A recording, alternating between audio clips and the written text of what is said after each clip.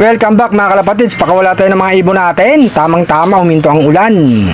Lipad na, wala silang training. Kailangan natin parundahin mga kalapatids. Lumipad na si Panday at saka si Flavia. Lumipad na rin si Alak ng Gubat. Yung apat na ibon natin sa loob ng kulungan, lumipad na mga kalapatids. Ito naman si Batik at saka si Padrino. Bumibelo lang yung si Batik. Lilipad yan mga kalapatids. Ayan na, lumipad na. Sinundan ni Padrino mga kalapatids. Ayun na yung mga alaga natin mga kalapatids. Makulimlim na.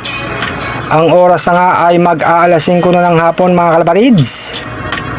Kala ko hindi tayo makakapagparonda kasi nga biglang umulan kanina mga kalapatids. 6 na ibon pinilipad natin. Nakapag-training tayo Santa Rosa, Laguna. Na-cancel ang training mga kalapatids sa 1 linggo. Magsisimula uli ang second training mga kalapatids. Ganadong rumonda yung mga alaga natin. Kailangan nilang rumonda. Wala nga silang training. Si San Simon nakabiwing pa rin mga kalapatids. Magmula umaga hanggang hapon nandyan siya. Siyempre ang mga breeder natin, kailangan natin pakainin mga kalapatids. Mga kondisyong ibon, nag-aantay tayo na may mapisa. Andun pa rin yung mga alaga natin mga kalapatids. Ganado pa rin rumonda. Andyan pa si Padrino at saka si Batik. Asa na sila mga kalapatids? Nandun. Papunta na yata rito mga kalapatids. Ayan na oh. Mamaya nandito na yun sa baba mga kalapatids.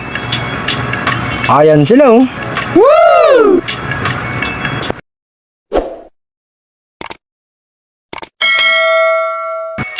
Nandito na sa bubong si Batik, si Padrino at saka si Alak ng Gubat. Sinong unang bababa? Ayan mga kalapatids, si Batik. Siyempre ang kasunod niyan si Padrino. Pasok sa loob. Hindi dumiretso sa loob mga kalapatids. Sa ibabaw ng cage ni San Simon. Baba na. May pagkain na dyan at saka tubig. Nagulat pa si Batik kapag baba. Si Padrino rin mga kalapatids. Mga pangwala yung ibon mga kalapatids. Ang ganda ng tambay mo dyan Batik ka. Nasa taas ka pa. Padrino bumaba na mga kalapatids. Papasok na sa loob yan. Si Batik susunod na yan mga kalapatids. Padrino nasa loob na. Batik, sundan mo na si Padrino sa loob. Inaantay ka na. Baka abutan pa kayo ng ulan. Ayan na si Batik. Bababa na mga kalapatids. Bababa na yan. Ayan na.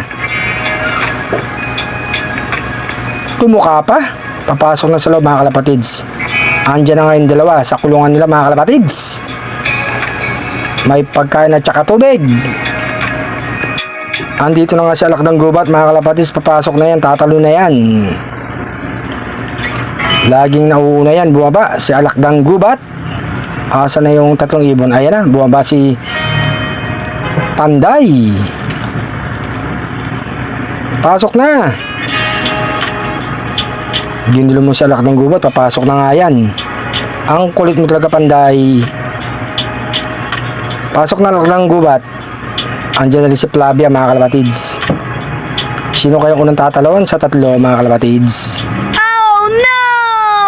Yung trapal bumaba patuloy. Ayusin natin mamaya mga kalapatids. Ayun na si Alak ng Gubat. Papasok na yan mga kalapatids. Talo na! Na makakain ka na. Tatalo na yan mga kalapatids. Tumalo na nga. Yung dalawa nasa taas pa mga kalapatids. Ayaw pang bumaba. Andiyan kasi si San Simon eh. Binabarako ni Panday mga kalapatids. Oh no! Ayun ang babaeng Stichelbout mga kalapatids. May tumambay sa taas. Andito na sa loob si Flavia. Hindi ko napansin. Nakapasok na pala mga kalapatids. Si Panday nasa taas pa. Nung inalis ko yung cage mga kalapatids, andyan na sa loob si Panday. Tumalo na si Flavia.